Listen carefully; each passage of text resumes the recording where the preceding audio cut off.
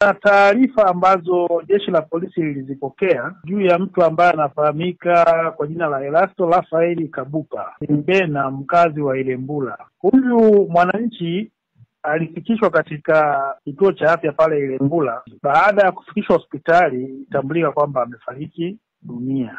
Lakini awali mwanaume huyu ambaye hivi sasa ni marehemu anaitwa Elasto, siku ya tarehe 8 mwezi wa 6 2025 majira kama ya saa 1 tu saa 2 usiku alifika akiwa na mwanamke mmoja ambaye tunamhifadhi sisi jina kama jeshi la polisi kwenye geti ambayo inaitwa Mwendavanu iliyopo kijiji kinachoitwa Igereza. Walifika hapo kwa lengo la kushiriki tendo la ndoa, lakini kimsingi sisi kama jeshi la polisi hatuna taarifa zingine kwamba alikuwa ametumia dawa au whatever. Hilo ni swala la madaktari, lakini alitokewa na tukio kama la kuweweseka na baadaye alikimbizwa katika hospitali na ikabainika kwamba amefariki dunia.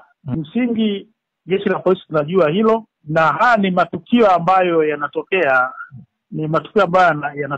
kwa watu wakiwa katika tendo la ndoa. Mmoja anapopata mshtuko, basi mtu anaweza akapoteza maisha.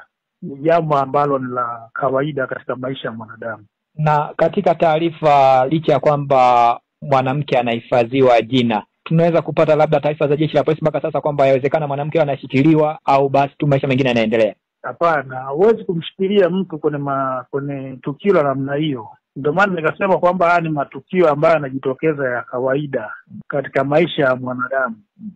Wanaume wengi sana hata kwenye ndoa zetu tunapoteza maisha kwa sababu hiyo.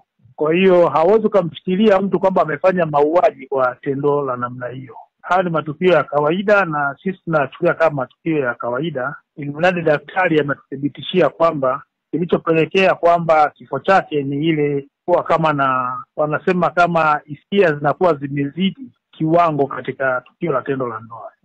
Yes, kutokana na hiki labda kamanda na lolote la kuzungumza na wananchi ndani ya mkoa wetu wa Njombe vile vile kuhusiana na mambo mengine?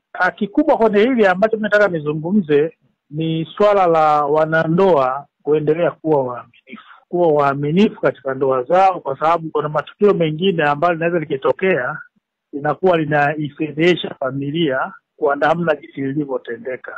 Kwa hiyo ni waombe wana Njombe tuendelee kuheshimu ndoa zetu na tuwe na uaminifu katika ndoa zetu.